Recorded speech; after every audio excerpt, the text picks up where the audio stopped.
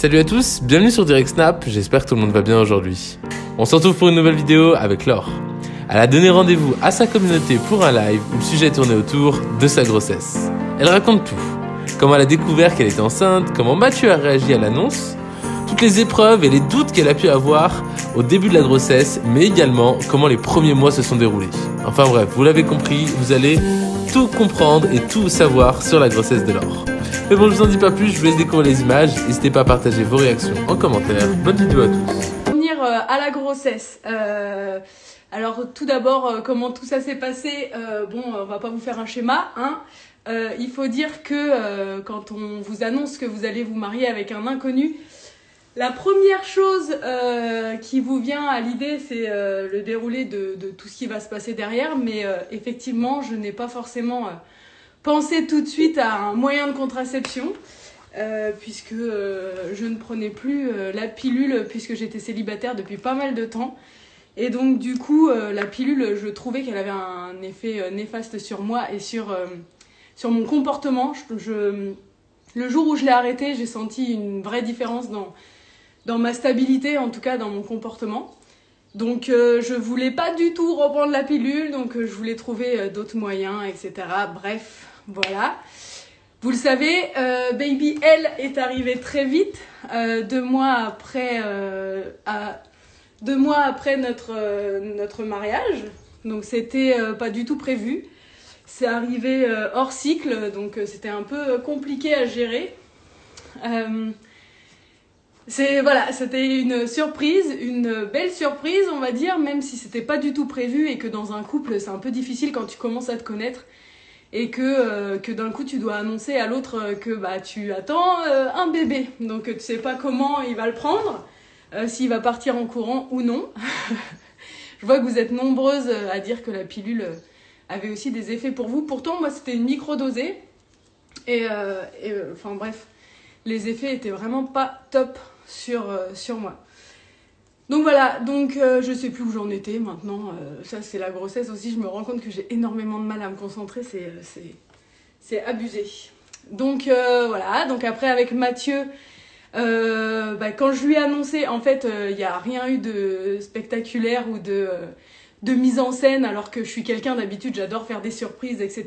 Et j'aurais eu tendance à mettre tout ça en scène, mais là, c'était juste pas possible. Comment ça s'est passé? J'ai fait une soirée pyjama avec mes amis fin novembre. On fait la soirée pyjama. J'avais fait une ambiance cocooning chez moi en mode cabane et tout. C'était trop bien d'ailleurs. Et j'ai une de mes copines, j'arrivais, j'avais chaud, j'ouvrais les fenêtres de partout. Et tout le monde était avec le plaid et tout, grelotté. Et puis je décide d'ouvrir une bouteille de champagne qui restait depuis pas mal de temps dans mon frigo. J'attendais une belle occasion pour l'ouvrir, mais avec le confinement, ça n'a pas été possible. Donc je dis à mes copines, allez, c'est ce soir, on ouvre la bouteille de Dompé, on fait péter le Dompé. Et du coup, on fait notre petite soirée pyjama, etc. Machin, et j'avais vraiment très chaud, et j'ai une de mes copines qui me dit, oh, toi, t'as tes hormones qui travaillent. Je me dis, bon, c'est pas possible, d'ici 2 jours... Voilà, je saurais fixer. Et puis, arrive le retard. Donc, au final, j'ai commencé à paniquer et je l'ai dit tout de suite à Mathieu. Donc, vraiment, j'ai eu 3 jours de retard. Mais là, je me suis dit, attends, c'est pas possible. Laura, donc c'est ma témoin, qui me dit, toi, t'as les hormones qui travaillent. Et là, dans ma tête, ça fait tilt. Je dis, non, vas-y, imagine si je suis enceinte, qu'est-ce qui se passe, quoi? Comment je vais le dire à Mathieu? Prise de panique. En plus de ça, il y avait déjà beaucoup de changements dans ma vie, donc ça allait être un peu compliqué. Bref, ça n'a pas manqué. J'avais un test chez moi qui était périmé parce que je sais pas, ça fait combien de temps qu'il était là. Bref, donc je fais le test et j'ai écrit à Mathieu et je lui envoie une photo et je lui il y avait les 2 barres et tout, et je lui dis est-ce que tu es prêt à revendre ta Porsche pour acheter un Kangoo? Enfin, je sais plus ce que je lui dis. Voilà, j'ai pas trouvé plus original. Et en fait, j'étais hyper stressée. Et du coup, il me répond non, mais c'est pas possible. Attends, t'es sûre? Regarde, va acheter un autre, il est périmé ton truc et tout, ça doit plus marcher, etc. Donc Du coup, je suis allée à la pharmacie en bas de chez moi. J'étais toujours au téléphone avec Mathieu. J'étais là, attends, j'achète le truc et tout. J'étais trop en panique. Et je reviens et je me dis, non, bah attends, je vais pas le faire ce soir. Il est conseillé de le faire le lendemain matin. En plus, ça fait peu de temps, donc je préfère être sûre. Donc voilà, le lendemain matin, je lui renvoie la photo et dit, mais t'es sûre, on dirait que c'est flou et tout. Mais non, il y avait bien les 2 barres. Donc là, ça a commencé à être la panique à bord. Mathieu directement, lui, m'a dit, écoute, quoi que tu choisisses, moi je te soutiendrai, je suis là. Et puis de toute façon, s'il y a une personne avec qui je me vois construire ma vie, c'est toi. Et il m'a dit, enfin voilà, moi même si ça fait peu de temps qu'on est ensemble, je suis sûre de nous, je suis sûre de notre couple, donc bah si toi en tout cas t'es prête parce que c'est chez toi que ça va engager le plus de changements, alors je vois trop beau collier, c'est celui de Mémé Jawel, je vous le mettrai après d'ailleurs, je vois qu'elle s'est connectée, c'est pour ça. Bref, et donc Mathieu me dit clairement, je me vois pas construire ma vie avec quelqu'un d'autre que toi, donc si toi t'es prête et si ça engage pas trop de changements, etc., moi, que ce soit maintenant ou dans un an, ça changera rien. Donc déjà ça m'a énormément rassurée. Je me suis dit au moins il est pas parti en courant parce qu'au bout de 2 mois de relation, toi, yay, faut assumer. Et en fait au fond de moi, je pense que j'en avais envie et que en fait j'arrivais juste pas à l'assumer parce que la société actuelle, enfin en tout cas la société dans laquelle on est très jugeante. Et du coup, faire un enfant avec quelqu'un avec qui t'es depuis 2 mois et en plus avec quelqu'un avec qui tu t'es marié au premier regard, c'est pas forcément très bien vu. Enfin, en tout cas, je me suis dit, je vais me prendre une avalanche de critiques et je sais pas si j'ai les épaules pour parce que j'étais déjà en train de vivre beaucoup de choses assez difficiles et du coup, je me suis dit, il va falloir être fort. J'en ai envie, en plus de ça, il faut que je l'annonce après à mes parents. Je leur ai dit il y a 2 mois que je me mariais avec un inconnu, ça fait énormément de choses d'un coup, donc est-ce que je vais tenir? Est-ce que notre couple va tenir? Est-ce que les hormones de grossesse, tout ça, ça va pas me rendre dingue et je vais pas finir par, je sais pas, rendre fou Mathieu? Enfin, je sais pas, ça fait 2 mois, peut-être que dans 3 mois, il me saoulera, enfin, je sais pas. Franchement, là, tu te poses quand même beaucoup de questions à ce moment-là. Et bref, on est allé faire tous les examens nécessaires. Et quand tu commences à te mettre en tête à te dire potentiellement ça peut le faire, voilà, ça prend forme dans ta tête. Là, la gynécologue me dit mais attendez, je crois que c'est un œuf clair, donc ce qui signifierait une fausse couche potentiellement. Donc en gros, elle me donne rendez-vous très rapidement après pour vérifier tout ça. Donc c'était vers Noël. C'était juste avant que je rentre chez mes parents à Noël. Et donc du coup j'étais d'un coup un peu déçue. En fait quand elle m'a annoncé ça, je me suis dit oh non, enfin dans ma tête je m'étais vraiment faite à l'idée. On commençait à prendre notre décision avec Mathieu et là voilà, elle m'annonce ça, c'était un peu difficile. Et en fait il s'est avéré que c'est parce que ça a été conçu à un moment un peu improbable, hors cycle, comme je l'expliquais tout à l'heure. Et du coup, quand on y est retourné, elle dit ah mais non mais regardez et tout. Et puis là, elle met et puis là on voit le petit cœur du baby. Et à ce moment-là, on s'est dit en fait on s'est regardé et puis on avait tous les deux le smile. Enfin ça se voyait même à travers le masque. Et du coup on s'est dit voilà c'est pas pour rien. C'est pas pour rien qu'on en est là et on est tous les deux heureux de la situation. Et en sortant, on s'est dit non en fait on peut pas mettre fin à cette petite vie qui est en train de se créer. Et puis l'histoire est belle, donc allez, feu, on se lance dans l'aventure. Alors, ça c'était bien, on a pris la décision, etc. À Noël, ma sœur a joué, comment dire, elle vidait tous mes verres de champagne. C'était génial. Mon père, des fois, je suis allée à la cuisine avec mon petit verre comme ça pour aller le vider dans le truc de ma sœur. Mon père qui dit mais pourquoi t'emmènes ta coupe? Enfin, vas-y, j'avais l'impression d'être cramée dans tout ce que je faisais. J'avais l'impression que mon ventre était déjà énorme alors qu'en fait rien du tout. Et bref voilà, donc Noël est passé, j'ai mangé plein de foie gras. Hop, il y a des choses que tu sais pas trop au début. Ensuite, les premiers mois, comment dire, les premiers mois, dans une grossesse classique déjà, je pense que c'est les pires, parce que clairement, ça se voit pas que t'es enceinte.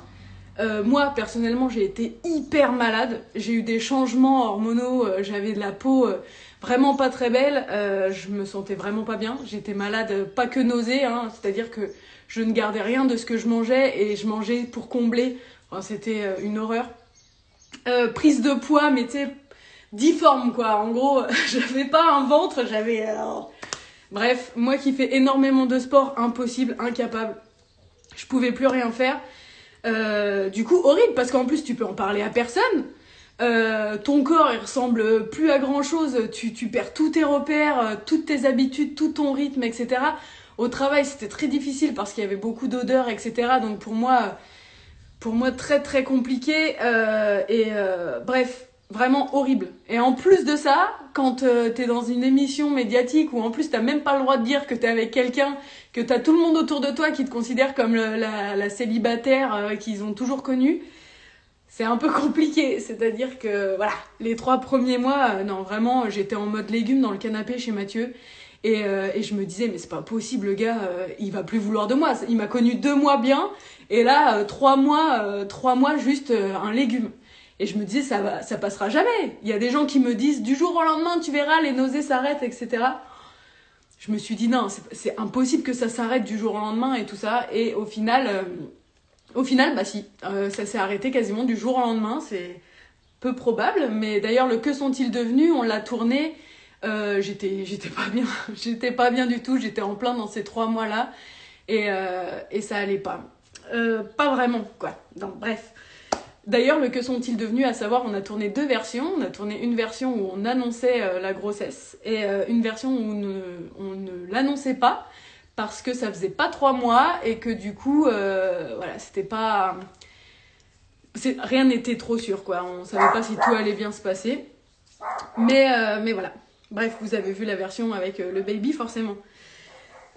Ensuite, je vous avoue que ouais, j'ai ressenti beaucoup de culpabilité aussi, parce que quand t'es malade comme ça, il y a un moment donné où limite, c'est pas que tu regrettes, tu vois, d'être enceinte ou tout ça, mais tous les changements, plus le fait d'être mal, le fait de rien pouvoir faire, de se sentir vraiment même pas désirable en fait, ça... Je sais pas, t'as un espèce de truc où du coup là j'ai contacté Estelle parce que je me sentais vraiment mal, et je me disais c'est pas possible, comment je peux ne pas accueillir la nouvelle de manière positive.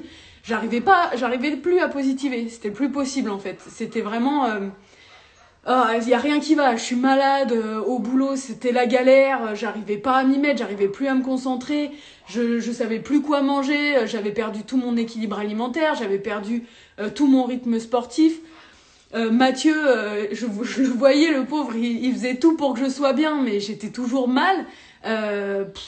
Vraiment, tu sais, toujours crado, quoi, la fille, même aller à la douche, c'était un peu compliqué, tu vois. J'étais dans le canapé en mode vraiment zombie. Donc je me suis dit... Enfin bref, en fait, là est venue la culpabilité, je m'en suis voulu de pas réussir à être joyeuse de cette nouvelle, alors que dans le fond je l'étais, mais en fait c'était trop dur parce que je pouvais même pas en parler en fait. Je pouvais pas en parler encore à mes parents, je pouvais pas encore en parler autour de moi, et c'est vrai que j'ai eu beaucoup de mal les 3 premiers mois. Ensuite, passe de 3 à 6 mois. 3 à 6 mois, là, j'ai commencé à avoir un regain d'énergie, j'ai plus été malade, j'ai pu manger autre chose que des pâtes au beurre et des bonbons qui piquent. Maman, bouge-toi les oreilles. Et du coup, j'ai pu refaire des choses. Mais alors là, tu commences à faire des choses, tu fais, tu sais, même les lessives, tout ça, machin. Là, je commence à porter Mathieu en panique. Mathieu, non, porte pas! Donc, en fait, devant Mathieu, je pouvais rien faire. Même quand je refaisais du sport, c'était pas possible. Attends, tu pouvais en parler à ta sœur qui buvait toutes tes coupes de champagne. Ah oui, bah ça, c'est sûr. Heureusement qu'elle était là. Mais du coup, voilà, je commençais à être bien, mais d'un autre côté, tu sais pas trop ce que tu peux faire ou non, tu vois, genre... Ouais, ok, il y a ça que t'as envie de manger, mais il y a plein de trucs que tu peux plus manger parce que je ne suis pas immunisée contre la toxoplasmose alors que j'ai eu des chats toute ma vie, hein, c'est limite si je changeais pas les litières à la main. Et pourtant je ne suis pas immunisée, va savoir pourquoi.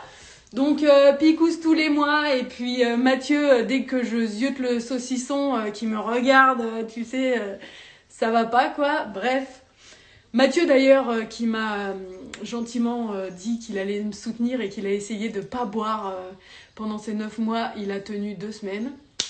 Je tiens à le dire quand même. Merci. Vous savez pas ce qu'on endure en vrai les mecs. Parce que c'est vraiment pas facile hein, quand tout le monde fait des soirées. D'ailleurs en vrai j'ai jamais fait de vraie soirée avec Mathieu. À part au mariage où j'ai bu je sais pas entre 13 ou 15 coupes de champagne. Bon c'est pas un exploit. Je devrais pas me vanter de ça du tout, mais bon. Voilà, c'est la seule soirée, je crois, où il a dû me voir un peu pompette. Sinon, on n'a jamais fait de soirée vraiment ensemble, tu vois, un peu s'ambiancer et tout. Bref, voilà, tout ça pour dire, des 3 à 6 mois, ça s'est plutôt bien passé, mais ce qui commençait à devenir pesant et compliqué, c'était le fait qu'on n'était toujours pas diffusé, ou tout du moins la diffusion commençait, et du coup, j'ai eu le droit à toutes les remarques des gens autour de moi. Qu'est-ce que t'as pris du poids? Bref, j'ai commencé à avoir beaucoup de réflexions et de choses. C'était très dur parce que j'essayais de le cacher au mieux. Mais en plus, vers 3, 4, 5 mois, ton ventre, il est encore pas trop formé. Enfin, moi, personnellement, ça faisait genre... En fait, j'étais droite, quoi, tu vois. Genre, il y a plus de dissociation entre les cuisses, la poitrine et le ventre. J'étais vraiment un cube. Et déjà, c'était dur à accepter parce que... Enfin, même Mathieu, il y a un moment donné, et bon, il s'est pas rendu compte, c'est de la maladresse, il me dit on dirait même pas que t'es enceinte, en fait. On croirait juste que t'es grosse. Ah, ouais, c'est gentil. C'est très gentil. Je sais pas comment je dois le prendre. Bref. Donc, du coup, ouais, c'était encore difficile. Dès que je postais une photo, dès qu'il y avait quelque chose, c'était ouais, regarde, c'est elle, le tatouage, le machin, on reconnaît le piercing au nombril, et machin, et ceci et cela. Bon, les filles de la saison ont essayé de jouer le jeu un peu pour m'aider à camoufler, en tout cas à tenir le suspense le plus longtemps possible, mais c'était pas évident. Et aussi, ce qui était dur, c'est que quand tu croises des gens dans la rue qui commencent à te reconnaître et que en fait, ils insistent lourdement sur ok, c'est elle, c'est pas elle. Tu sais, en fait, ils s'en fichent de te parler. Ils veulent juste voir si c'est toi qui es enceinte pour pouvoir le sortir, quoi. Et j'avais vraiment peur de ça, en fait. J'avais vraiment peur que quelqu'un prenne une photo et le mette sur Internet parce que même s'il y a des blogueurs, effectivement, qui l'ont annoncé, etc., officiellement, il n'y avait pas de photo, il n'y avait pas tout ça. Donc, j'avais un peu peur de ça. Et voilà, même si M6 avait fait plein de gaffes, il y a plein de gens qui sont pas sur les réseaux sociaux. Donc je voulais que la surprise, elle soit encore un peu intacte pour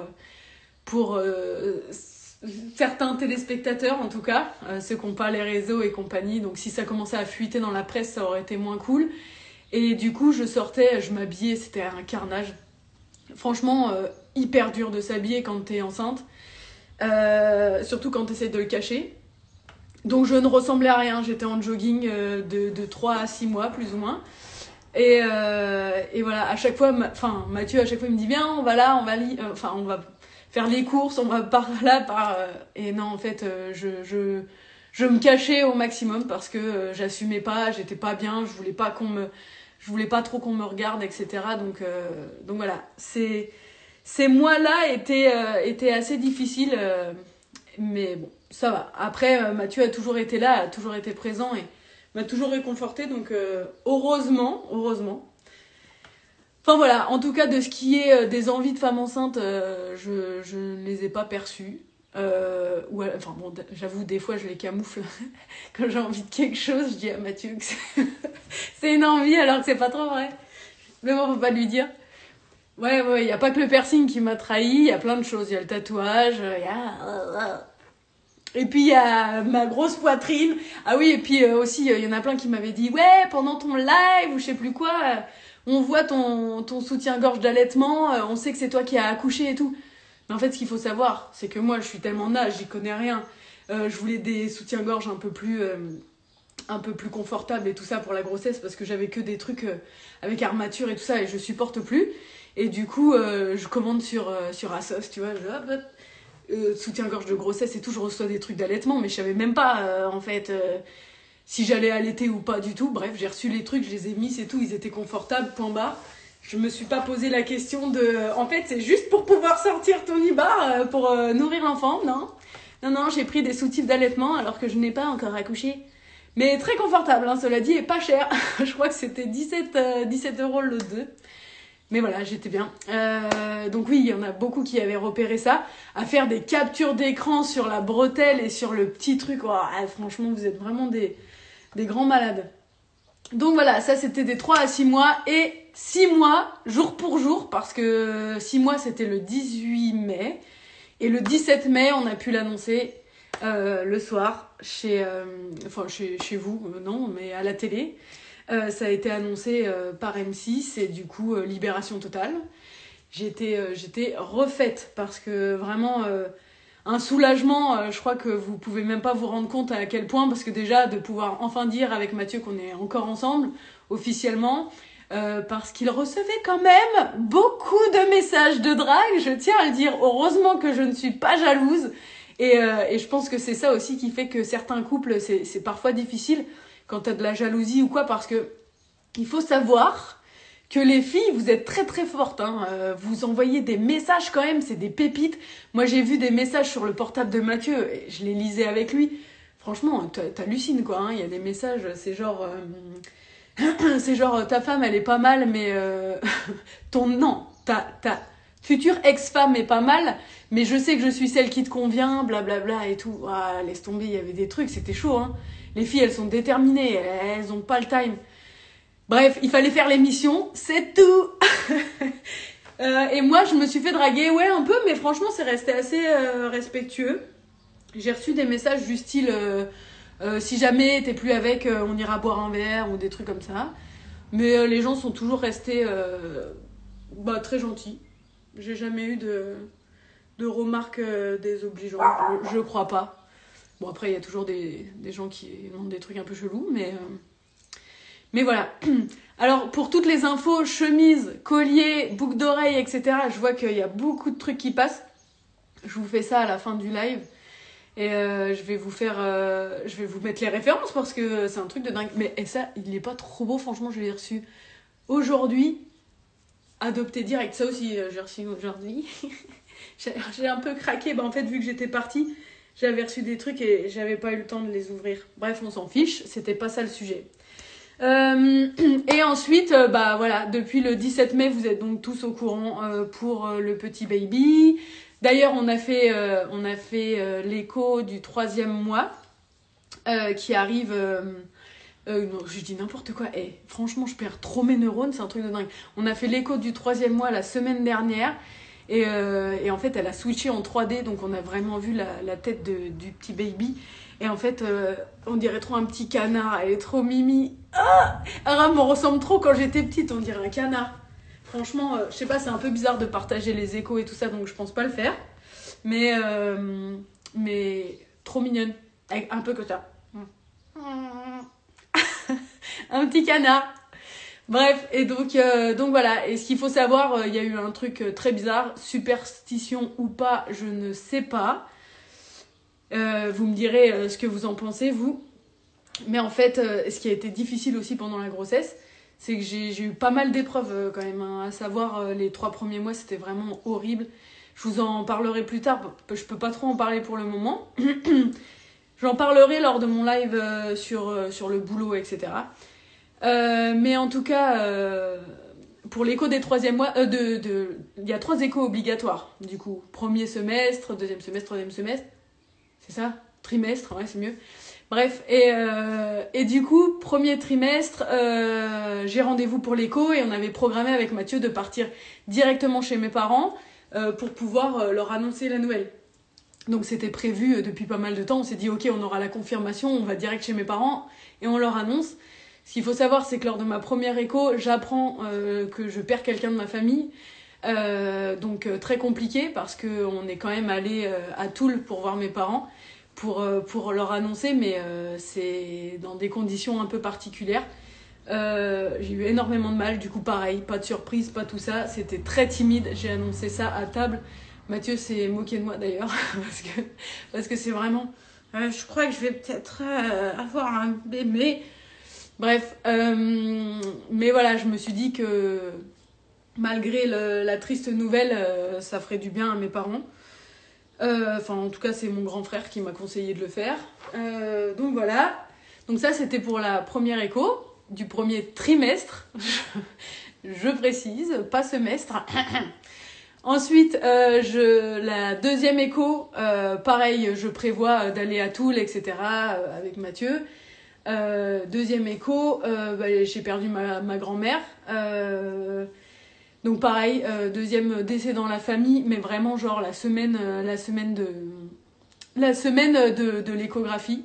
Donc j'avais partagé d'ailleurs la perte de ma mamie qui m'a beaucoup touchée. Oui, on dit souvent qu'une naissance, ça équilibre avec un décès, mais ça faisait déjà 2, donc...